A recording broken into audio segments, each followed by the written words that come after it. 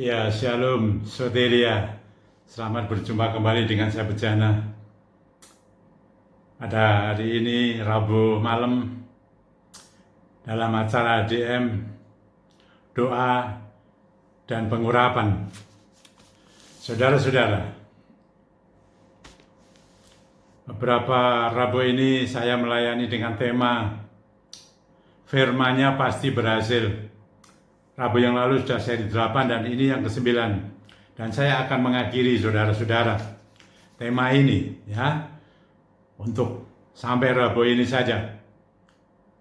Dan tentu Rabu-Rabu yang datang temanya berbeda. Sebelumnya saya akan membacakan satu ayat firman Tuhan saudara. Ya. Di dalam kitab Mazmur pasal 25 ayat 14. Ya, demikian firman-Nya. Tuhan bergaul karib dengan orang yang takut akan Dia, dan perjanjiannya diberitahukannya kepada mereka. Ayat firman Tuhan yang ditulis pemazmur ini, saudara-saudara, tentu semua sudah tercatat di Alkitab, tokoh-tokoh di Alkitab ini. Ya, mereka yang bergaul karib dengan Tuhan, Tuhan memberitahukan perjanjiannya, ada pemberitahuan, diberitahukan Tuhan. Ya, tokoh-tokoh itu diberitahu perjanjiannya, firman-Nya, ya, firman Tuhan, perkataan Tuhan. Tentu banyak terjadi saudara, ya, di dalam kita ceritakan lewat nubuatan, lewat mimpi, penglihatan dan pernyataan Tuhan sendiri. Itu bisa merupakan pesan-pesan warning dari Tuhan, baik untuk orang-orang tertentu maupun untuk umat Tuhan. Itu tercatat di Alkitab, sudah jelas saudara-saudara. Dan sekarang saudara-saudara, itu sudah ada di Alkitab. Bagaimana dengan zaman sekarang ini saudara-saudara? Ya, termasuk pada waktu itu orang-orang percaya pada waktu itu dan sekarang saudara. Tentunya juga lewat hamba-hamba Tuhan sekarang. Ya, yang bergaul karib dengan Tuhan, lalu perjanjiannya diberitahukan ya lewat nubuatan, mimpi, penglihatan, pernyataan berupa warning, pesan. Saudara-saudara, kalau saudara membaca tema saya perjanji firman yang temanya adalah firman-Nya pasti berhasil, mulai seri 1 sampai 8 dan 9 ini saudara. Terbukti enggak? Ya, saudara bisa mengulang lagi. Ada buktinya, sebab kalau Tuhan yang berfirman pasti ada buktinya terjadi.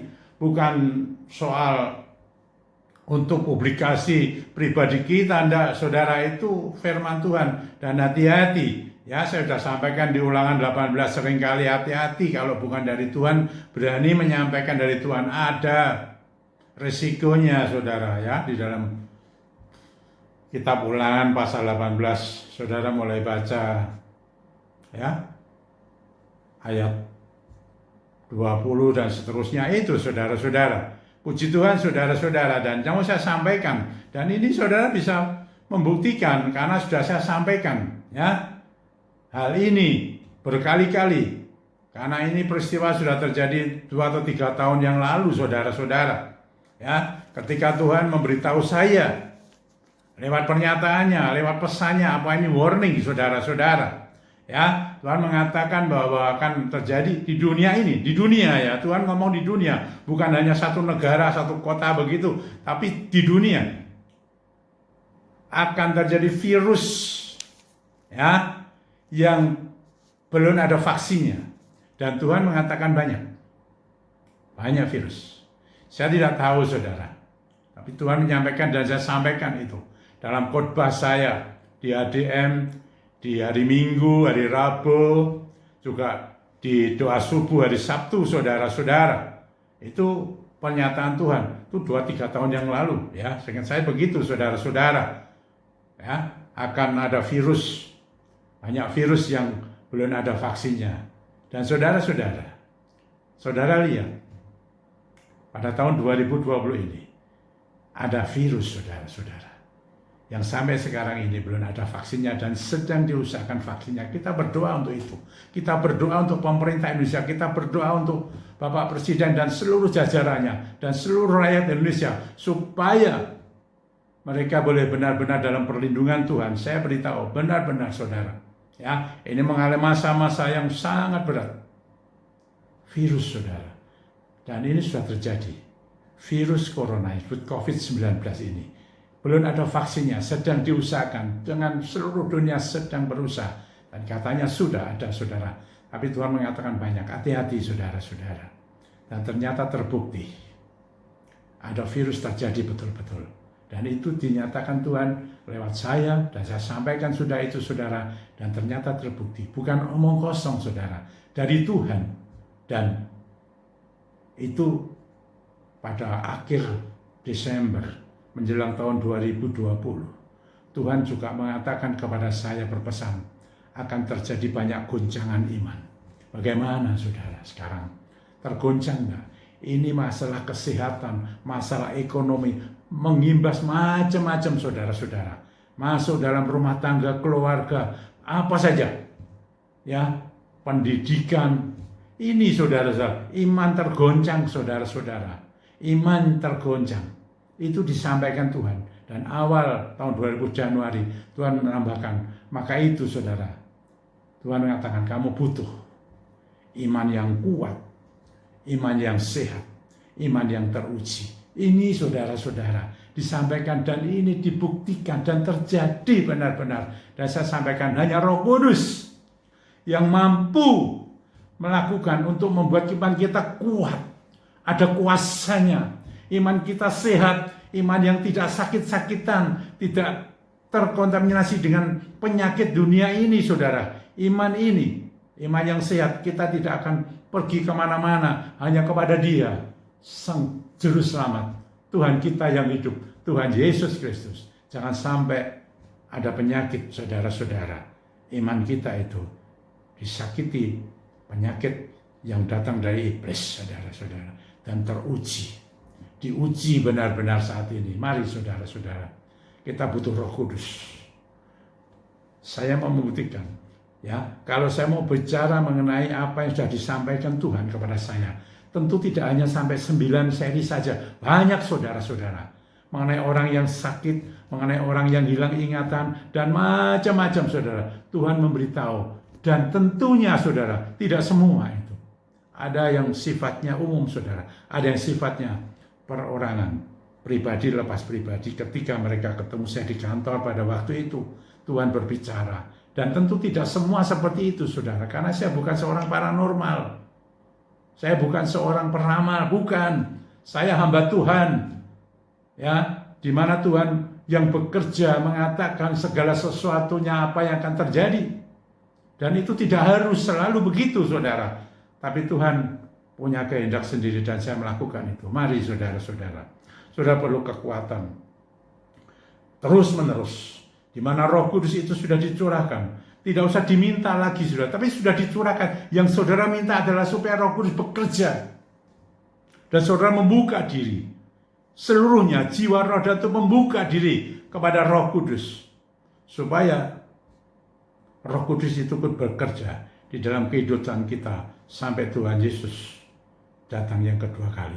Mari saudara-saudara, ya, saya pakai minyak supaya hidup kita dikuatkan, hidup kita disehatkan, iman kita boleh kuat, sehat, teruji oleh karena Roh Kudus, bukan kemampuan kita. Kita manusia rapuh termasuk saya. Bejana itu rapuh dan itu harus diingat saudara. Kita butuh Dia. Roh Kudus yang sudah dicurahkan sejak Pentakosta 2020 tahun yang lampau. Jadi kita tidak perlu minta Roh Kudus datanglah. Sudah datang saudara. Tinggal kita mempersiapkan betul, memohon supaya kita dikuatkan terus-menerus. Minyak. Simbol Roh Kudus dan juga sudah diperintahkan Tuhan. Minyak yang tanpa alkohol ini. Mari saudara. Saya tidak tahu. Sekarang saudara mengalami apa? Kelemahan-kelemahan jasmani. Pasti ada kesehatan. Ada masalah ekonomi. Rumah tangga, keluarga, pendidikan. Apa saja saudara. Saudara membutuhkan. Supaya kandungan saudara dibuka yang belum punya anak. Mungkin ada pendidikan yang sekarang lewat online ini saudara lebih dikuatkan. Dimampukan. dan banyak lagi yang pengen pasangan hidup, macam-macam saudara, saya tidak tahu kebutuhan apa, bahkan ada yang terikat oleh kuasa-kuasa gelap okultisme, termasuk roh-roh kutuk dan segala semuanya itu yang termasuk di sana. Mari saudara, biar Roh Kudus bekerja atasmu.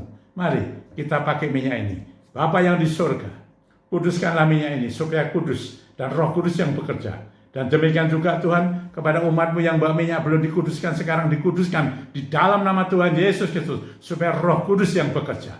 Roh Kudus yang bekerja, bukan minyak, tapi Roh Kudus. Mari saudara, kita pakai. Saudara, saya tidak tahu, saudara ada kebutuhan apa tadi sudah saya sebutkan, ya. Saudara tinggal menyatakan itu kepada Tuhan.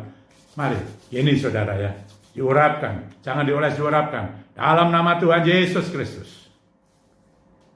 Ya, diurapkan. Saudara bisa mengurapi mana yang sakit juga semuanya, dari kepala tubuh semua, supaya Roh Kudus bekerja atas tubuhmu, jiwamu dan rohmu dalam nama Tuhan Yesus Kristus. Dari tempat ini, ya Roh Kudus, Engkau yang sudah hadir di dalamku ini berdiam. Aku mengalirkan kekuatanmu, energi rohmu yang besar itu mengalir dari tempat ini, dari ruangan ini, demi nama Tuhan Yesus. Yang sakit saya perintahkan segala penyakitnya keluar, sembuh, pulih, pulih, sakit apapun pulih, sakit apapun sebut pulih. Yang terikat oleh apapun, segala roh kutuk, okultisme, dalam nama Tuhan Yesus saya perintahkan keluar dari dalammu. Terima Roh Kudus, kuatkan Roh Kudus di dalamnya. Haleluya. Rumah tangganya diberkati, ekonominya diberkati, dibukakan solusi yang bagus, yang ajaib, terobosan ajaib daripada Tuhan. Demikian juga anak-anak dalam pendidikan sekolahnya, Tuhan yang menopang menolong mereka. Kandungan-kandungan dibuka, yang belum punya anak diberi anak. Demikian juga mereka yang butuh pasangan hidup, mereka yang membutuhkan apa saja Tuhan. Roh-Mu bekerja. Roh Kudus yang memberi kekuatan iman, yang memberi kesehatan iman, yang memberikan teruji iman ini, benar-benar teruji. Ada kekuatan yang luar biasa dari Roh Kudus.